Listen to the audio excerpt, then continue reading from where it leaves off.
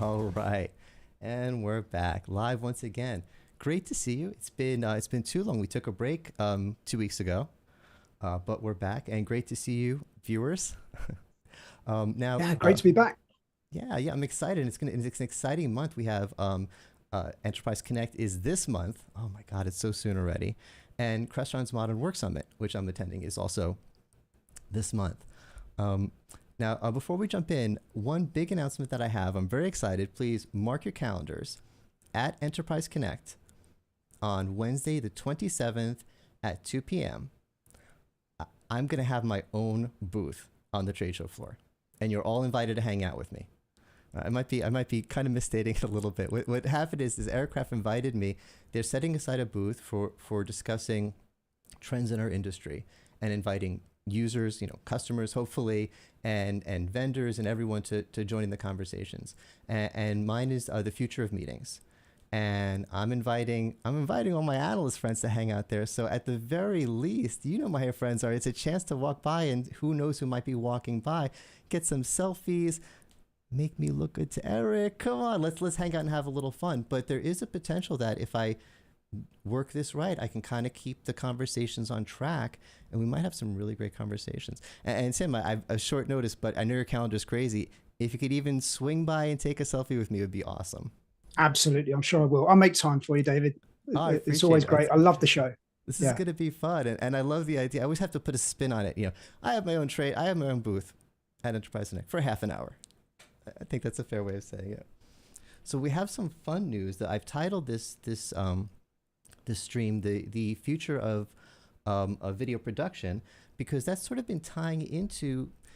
Okay, I love it. It's my passion, and I've been trying to tie it into what we do here, the whole business meeting room space for a while, and it's been, well, David, that's sort of its own thing, but it has been connecting. I recently, let me bring up my magic window here. Uh, I've been leading the video production track at Avixa, the webinars, and I've moderated three, four, five of them. I need to keep track of them last year, and they were all amazing successes. The attendees were amazing. Chat was off the hook. The feedback we got was incredible, and we just did our first one this year. Let me just say hi to Marcella, is my contact at Avixa. She is awesome and brilliant and amazing to work with, and we had almost 400 attendees, and the feedback was amazing. And I showed off this window trick, which we're going to talk about more in a minute. And this is what people want, and it does tie into our industry because we have all this gear and equipment, and people are saying, "Hey, let's create some content with it. Does anyone know how to use OBS? Let's figure this stuff out." So I'm very excited um, about that. And and also to tie it into Enterprise Connect again, I just wrote an article for No Jitter, and it was a tip on content production. And I was very curious because No Jitter's editor, she has a reputation for very, very high standards. If it's not right for the No Jitter audience, she'll push back and she'll make you work on it again. And when I said it to her, she emailed me back. She's like, "This is weird. I never do this. I have no changes. We're just putting it up." So, okay. So the No Jitter audience, our world is interested in video production.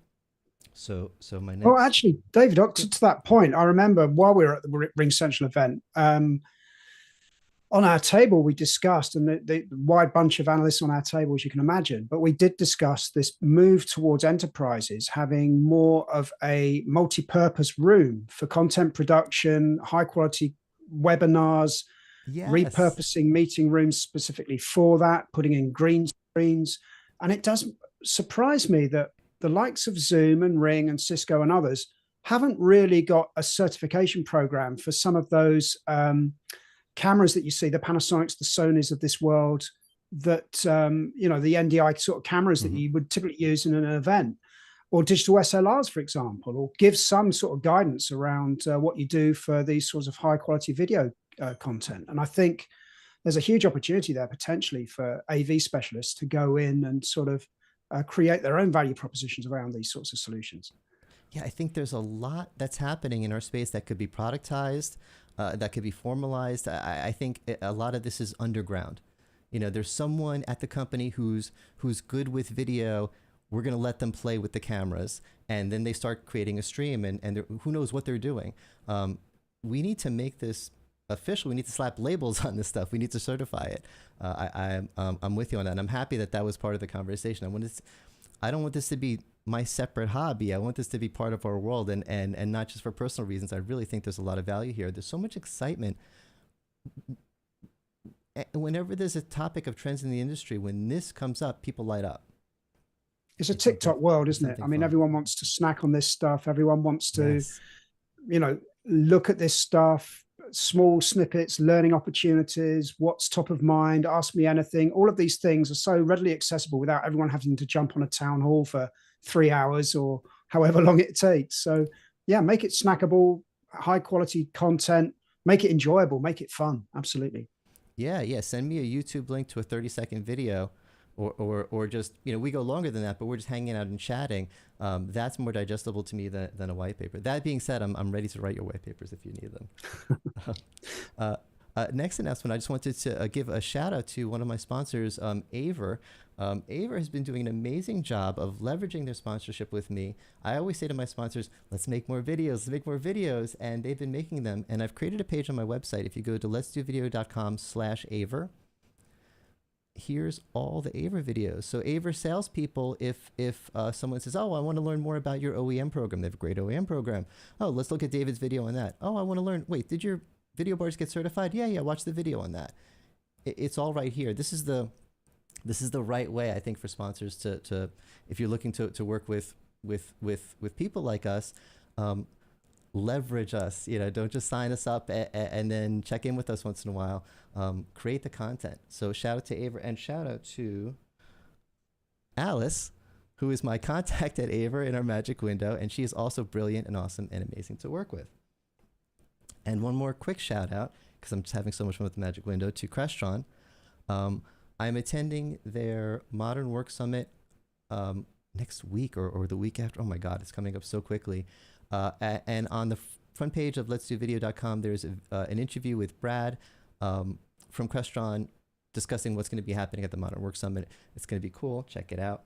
And this is Kaylee. Kaylee's my contact at Crestron, and she's awesome, and she's brilliant, and she's amazing to work with.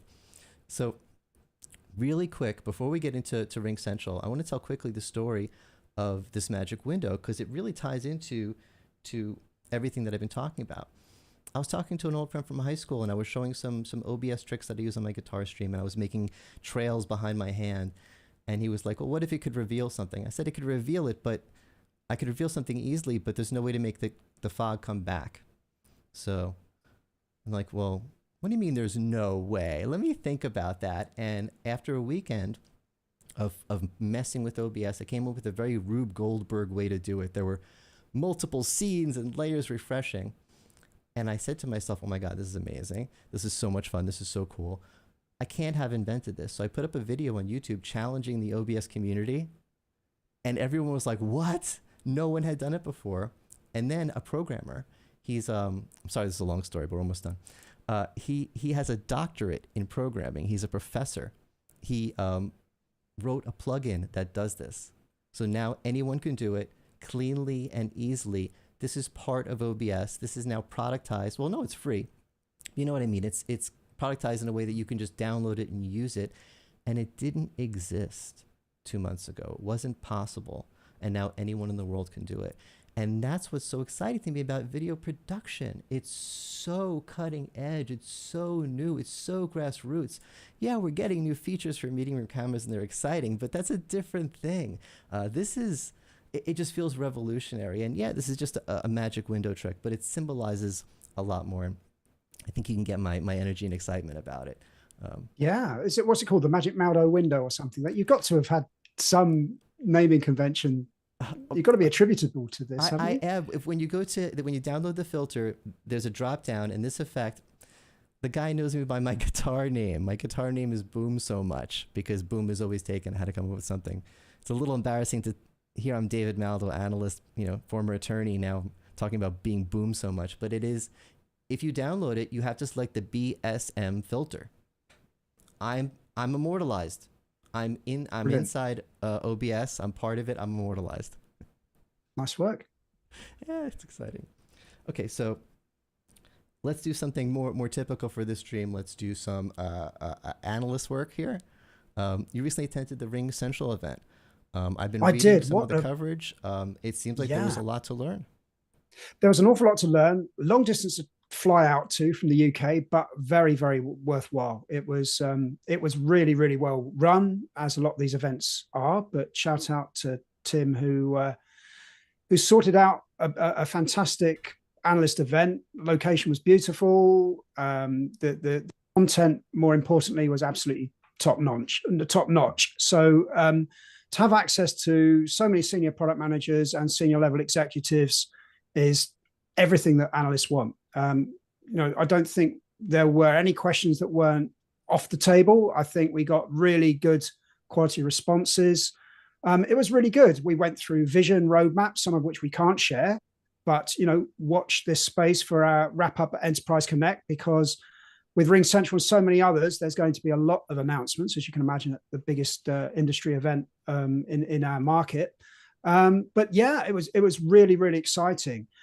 They shared with us some fantastic stats. So they've got over 400,000 customers worldwide, 100 plus of which are on the Ring CX platform. So that's their contact center platform. They've got over $1 billion in terms of annual recurring revenue for enterprise. So it's not just, everyone sort of thinks of Ring as the SMB play, but it's not. I mean, it's clearly much more than that. And they've got a great story around global carrier class networks, this sort of world-class mobility capability, unified messaging and video, their open platforms and APIs that they have. And for me, it's more around that tightly integrated UC and contact center as a service capability, something that we at Omdia are calling multicast. It's the UC and CC combined on the same platform. So it allows you to do some really amazing stuff with AI. So we had a sweepstake on my table. I said, how many seconds will it be before AI is mentioned? I think I won with about 20 seconds. I said 15, but I think we got it within the first 20 seconds. AI obviously is the hot topic. It has to be. But the whole idea here with Ring is to build a robust network of conversations built on AI as the foundation. So it was really interesting to sort of see the way in which RingCentral is sort of looking at this in, doing some really clever stuff. So being able to take a conversation and being able to summarize that, and then the ability to paste that up as notes in something like Salesforce or Zendesk or one of the many sort of CRM or service system of records that they integrate with. So there was an awful lot of great information there around the employee experience, the customer experience, how that all joins together with AI as a foundation, providing that productivity benefit to employees, and something that is really sort of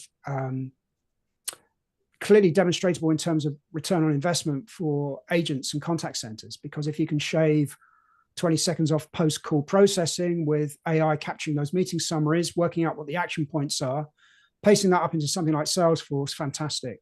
I can let AI do all the hard work for me. So yeah, that's sort of an overview at the moment, David. I find it interesting, and I find it like, refreshing isn't the right word, but a positive thing that there's different approaches in our industry now. It used to be kind of, there's three big companies, they're all doing the same thing. One's a little better at this, one's a little better at that. But I look at the approaches now, and Zoom is leading with video. They're really, really good at video. They got tons of new features coming out at the time. It's hard to keep pace with them, and that's their lead. Cisco is leading with UC and with contact center and meeting room devices. But I gotta say, they have been keeping pace with their video. Surprisingly, like they don't have to, but Cisco's development on the video side but they're not leading with video the way Zoom does. I really feel like they're leading with the contact center and meeting rooms. Microsoft is leading with Microsoft, and RingCentral seems to be leading with audio and contact center. Now they're all selling all the same stuff. It's all the UC platform. That's the end game, but they have different inroads, and for some reason I think that's a good thing for the industry. It is, and that was one of the topics of conversations, because I think we said on previous calls, it's something like anything between 8 and 11% of enterprises out there have decided to consolidate on a single platform. Well, that means that there's different beachhead segments for all of these UC vendors to go into. So with Zoom during the pandemic, obviously it was all about meetings and webinars, and it became a verb. You know, we're just going to Zoom here, we're going to Zoom there. With others, it might be contact center, or it might be, in RingCentral's case, there might be another opportunity, given that they've acquired Hopin for webinars, that might also be another beachhead segment. But it's this typical land and expand, where you start off in one place and then show the value across the whole of the integrated suite. And I think a lot of the driving factors in terms of penetration are going to be how you can improve productivity through the likes of AI, for example. So I have a feeling it will be, oh, have I told you that we also do email and calendaring, you know, if you're Zoom, or did you know, that we offer this capability as well? Then before you know it, you open the door to a conversation with IT, and they're saying, well, actually, do we really get the most out of our assets with this UC vendor over here? Mm-hmm. Maybe it's time that we expand across our portfolio. We integrate our front office with the back office, and we just have a single vendor to do that, because that's where all the value is in terms of AI. So it's going to be a very interesting dynamic that takes this industry over the next, 2 to 3 years, I think. That's right. The way you put that now, I think we've discussed this before, but I never thought of it exactly that way. These vendors, they have to fight their development teams have to fight themselves, because on the one hand, I have to make my product work well with everything else, because that's what the customers want. But if my product needs to work really well, much better with itself, if Zoom Mail works better with Zoom Meetings, works better with Zoom Docs, works better with Zoom Chat, oh, use Zoom for everything. But wait a minute, if Zoom Chat doesn't work well with whatever, with WebEx meetings, I don't know, I'm going crazy here, but you get the idea. Well, hold on, I need to work with everything. So what do you do if you're a vendor? Do you make it work well with everything? Do you make it work well with itself? Absolutely, yeah. Kristen Koenig, I think, was the product manager that came across as a result of the Hopin acquisition for RingCentral Events. And she highlighted that this is a buying segment. Digital events and webinars are usually a different buying segment. They usually have a unique budget, and it might be the digital marketing or the event marketing team that actually holds that budget. So they can almost circumvent the IT department, get in with the RingCentral events, and then grow from there. So there's different touch points or different beachhead segments, or whatever you want to call it, but different entry points for a number of UC vendors to enter in. And then it's little by little, what other workloads do you want to bring onto the same platform, if it makes sense to do so. So it's very interesting. And I think we're going to see significant market share shifts in this market as a result of all of those. That's brilliant. I didn't think about that before, because RingCentral, they want to say to companies, hey, try working with us. We're a cool company to work with us, whatever it is, whether it's audio, video, just try working with us. But it's hard to try working with them by, okay, sure, I'm going to shift my 100,000 workers over to your phone system to try you out. That's not going to happen. Or I'm going to do a test group of 10. I don't got time for that. But we have an event coming up. We don't have no one has an event platform. No one does. Everyone's freaking out about events. Oh, we can use RingCentral's event platform. Have a good experience with that. Okay, you've been knocking on our doors to try your video, try your audio, try everything else. Now we can have a conversation. It's a way to have a taste. Yeah, and the interesting thing was, of course, is that Hopin do support hybrid events. So it's also caters for in-person events and badge printing and all the sort of orchestration or all the sort of usual physical event stuff that you need to do when you go and collect your badge or log in or sign in. And then, of course, they had some really good MarTech, marketing technology integrations with things like Marketo and MailChimp and HubSpot and Eloqua and Salesforce. All of those sorts of capabilities are built into the product so that you can do some outreach in terms of email and build some dynamic customer lists there. It was really interesting capabilities, and we really got a really good overview of Ring and what sort of extent of the platform that they can offer, the sorts of workloads they can offer, is very extensive. So I was very grateful for Ring to invite me there, and certainly got a lot from the event. Did they use by the way, Andrew Wood is in chat. Andrew, thank you for being here and being in chat. Hi, Andrew. We usually get most of our viewers on the replay, so great to have you here from Vodafone. Appreciate you. Let us know if you have any questions. This is kind of an open, casual thing. Tim, did they use Hopin?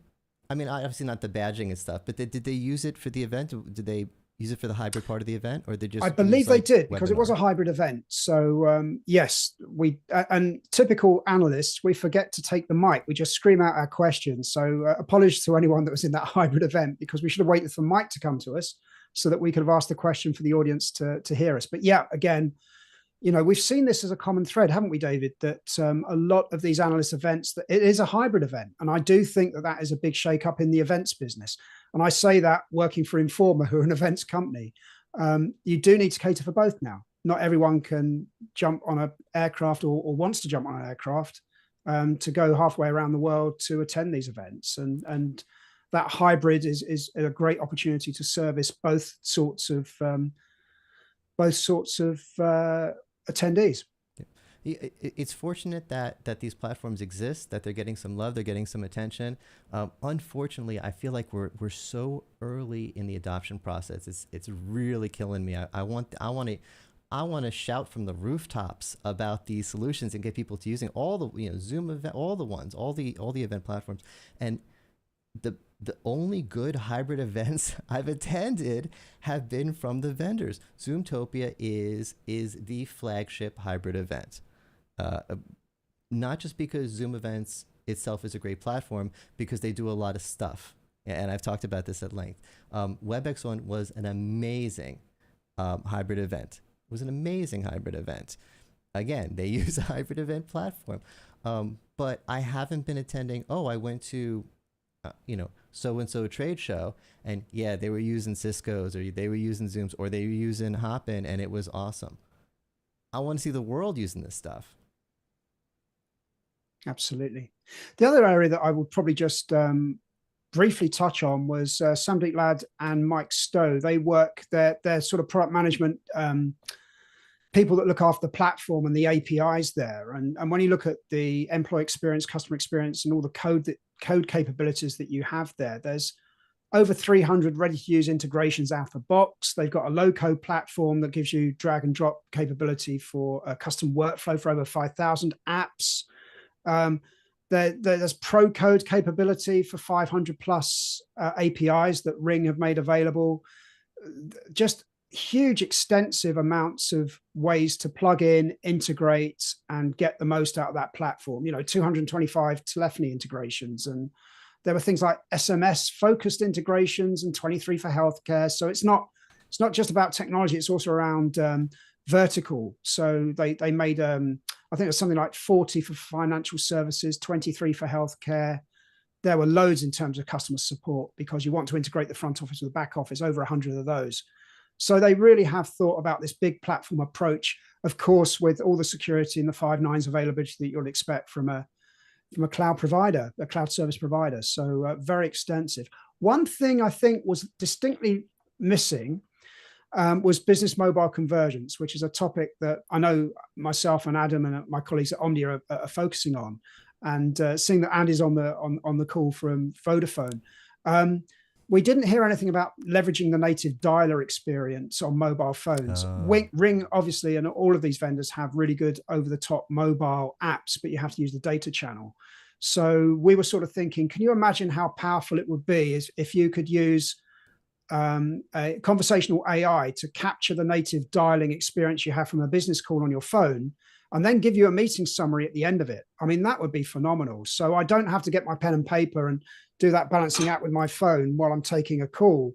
I could, get a meeting summary with all the action points taken in an email once I complete that call. I mean, there's some really interesting use cases that you could do if the native dialer is being used on your mobile phone for these business services. Yeah. So it's not just the convenience of the paper. A year ago, I would agree with you, just the convenience of not having to get paper and pen. But now I got to add, it's better than me. It does a better summary than me. Not much better. I'm not terrible. I could do a good summary, but yeah, it's a little better than me. So, Andrew's making some good number of points times that I've taken down the wrong date or the wrong telephone number on a piece of paper. I mean, it'd be great to have that as an intelligent summary. Yeah, I have that problem so bad. Andrew mentioned we were talking about online events. The challenge online events is being inclusive and experimental. Yes, I want it to be normal. I want it to be as normal as watching this stream. I don't want it to be this weird thing like, oh, we're doing something different. We're having a hybrid event. Let's have a conversation about it. You're going to have to do this weird app. It's going to be scary and different. No. You're cutting edge. You're an astronaut. No. You're just attending virtually. Make it normal. The interesting point about that, David, is that even with online, just webinars, you do need a good backstage crew that are doing all the moderating and bringing in presentations or changing camera angles. And that's even more so with an event. You know, when we're at Zoom, I remember we went backstage with Sam to sort of look at the huge amount of people that it takes to support an event like Zoomtopia. It does require some forethought. Heck, we even have problems with setting up meetings in Teams or WebEx or Zoom anyway, but someone forgets to add this tab or forgets to change the meeting in this way. It requires some thought, it requires some training, it requires some support, some moderation, some people behind the scenes to make all the magic flow. So you as a presenter don't have to worry about it. All you have to do is keep your audience engaged with really good, meaningful content. Well, I have to say, not everyone needs Sam, because Sam's team, I'm not going to say Sam, I'm going to say Sam's team, because that's, first of all, that's what Sam would want me to say, and it's true. But Sam's team, including Sam, they're just amazing. And when I said that Zoomtopia is the shining example, as opposed to just, one of the really great events, Sam's team's the difference maker between Zoomtopia being, yes, it's one of the good hybrid events of the year, and it's just ridiculous. Some of the stuff that they're using Unreal Engine. Come on. No one else used Unreal Engine. Okay. They're doing, we could have a whole episode on this. But your point is still valid. You don't need to have Sam's team, but you need something. You know, the reason WebEx 1 was so good, they didn't just throw up a webcam and put it on the hybrid event. They had production behind the scenes. They had good people there. It was a great event. You do need some of that. But that being said, you can get away with a lot. Look at us right here. I think this looks really great. You're in London. I'm in Florida. This is not that impressive of a. If I turned off the green screen, you'd be like, "Ooh, that's all you got? Really? That's kind of dingy." But plenty of opportunity. You can make it work. Yeah. Andrew wants to know about Quest 3 VR hybrid events. I do want. I used to have a button that put up a fake Apple headset on my face. I turned that off. I've got Quest 3 downstairs. That's one thing that we did actually discuss was once you have an easy launch way into a virtual event, that will be really good. I remember a couple of years ago, I can't remember who the vendor was. It may have been Microsoft. I used my Quest 2 at the time to, and my friend and colleague, Adam Holtby, we both joined the event, and it was very, very memorable. Great stage production. We had this whale flying about and all these wonderful, it was extremely memorable, very immersive, really enjoyable. I'm ready. But unless it's an easy join experience, I'm not sure that we're going to get too many people that utilize that at the moment. Webinars, yes. One-to-one meetings, not sure it offers me any additional value. Too difficult to join. Don't want to be wired to my PC and plugged into my PC.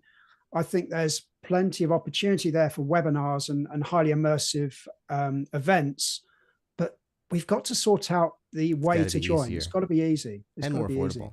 I agree with you. The world's not ready. I'm ready. If someone wants to send me one, I will attend every meeting wearing that silly thing on my head. I'm so ready, but I'm weird. I'm ready. The world's not ready yet. All the problems that you've mentioned and price have to be addressed. But it is cool, and it is the future. We'll get there someday when it's just these glasses. Well, we'll see at Enterprise Connect, won't we? We'll see how many people are wearing VR headsets and see what it's like. We are going to see some people walking around doing this with their Apple Vision. Yeah, I love that. It's so crazy, but I love watching it. Andrew would mention API, the new currency in telco composable solutions, moving forward with Open Gateway and RingCentral API. You know, the funny thing about API, it's if you're an insider like us, it's fun to talk about, but for regular people, it sounds like the most boring thing. They have 37 financial APIs that connect to blah, blah, blah, blah. But if you work with this, it is the least boring. It is the most exciting, the most magical, amazing thing ever. All of a sudden, your stuff all talks to each other. All of a sudden, Well, your that's it, systems isn't it? will Because know. over It's the years, wonderful. we've got we had to call in systems integrators to write professional code. You had to have code walkthroughs, sign it over to the customer. There you go. It integrates. This integrates with that. And by the way, when the software gets updated on this one, it's all going to break. So knock on our door in 6 months' time. Now you get out of the box API integration, you know, pretty much a standard across the board with all UC platforms. You have a lot of workflow automation, a lot of visual IDE environments where you can drag and drop blocks and construct your own workflow and integrate that way. Then, of course, you have got the pro code sort of capabilities with all the code snippets and everything else. It's huge. We need to embrace all of this as an industry because it does allow us to integrate everything all together very easily. So it's not to be feared anymore. It's not way back in the 90s when you had to bring in a team of developers to do it all yourself. A lot of it is so easy now. It's really good. Yeah, these systems they just know how to talk to each other. They all speak the same languages. It's amazing. I'm actually next stream. I'm going to have an example. I use a bot program that helps with the stream, and it just got access to YouTube's APIs. So now it could do things. So one thing I'm going to be able to do that I can't do today, but I'll be able to do next time we meet in our magic window, I'll be able to pull Andrew Wood's API because he said something in chat. I have access to his data. I'll be able to pull his YouTube profile picture, do my magic window, and we'll have Andrew in there, or anyone who talks in chat. And I can have chat commands. Someone could say something in chat, and the window could pop up. There could be all sorts of integrations between this live stream and YouTube chat because of APIs. And those are fun examples. But you get the idea. Everything just talks to each other. Yeah, we want Twitch for enterprise. That's where we want to get to. That's what it's coming to. I'm really absolutely. starting to enjoy YouTube more and more. Credit to YouTube. YouTube's doing a lot to try to be more friendly to streamers. They're really making efforts, and some of it they haven't quite got right. They recently opened up. You could stream live on vertical, which is great because you get more when you're on the vertical. It goes onto the phone feed and more people see you. But they haven't figured it out because I tried it and my normal viewers saw me vertical on their desktops. So like, what's going on here? So, but credit to the YouTube team for trying to make streaming more fun, opening up their APIs, all that kind of stuff. All right, so let's wrap it up. Just a quick note to the RingCentral team. You know, like I said before, I see you're not leading with video. Let's do video. So I haven't been on the list for getting briefings, but I'm very interested in HubSpot, not HubSpot, in Hopin. Hopin. And what you're doing with events, and I'm very positive about it. So I'd love to brief with you just to learn more. I'm familiar with Hopin, but I definitely want to know how you've integrated it with everything you got going and how it's working out for you. So love to chat with y'all. All right. Oh, and this is a funny thing. Our normal stream 2 weeks from now, we're going to have to reschedule to earlier or later in the day. I'll reach out to you offline to figure it out because at our normal stream time, Cisco has their Analyst pre-Enterprise Connect briefing, which is wonderful. I love attending that. And at the same exact time, Zoom has their Analyst briefing, and neither of them are going to reschedule. So I'm hoping on some AI summaries because I don't know what I'm going to do. Yeah, we need to invent some digital clones and send those, David, I think. I need an AI, David. All right, but we will have a stream in 2 weeks. We'll figure out the time. Thank you, Andrew, for participating. Love you, Andrew. Yeah, good to see you. Great to see you. And thank you, everyone else who's watching the replays. Appreciate you all. If there's anything that you want us to discuss, let us know in the comments.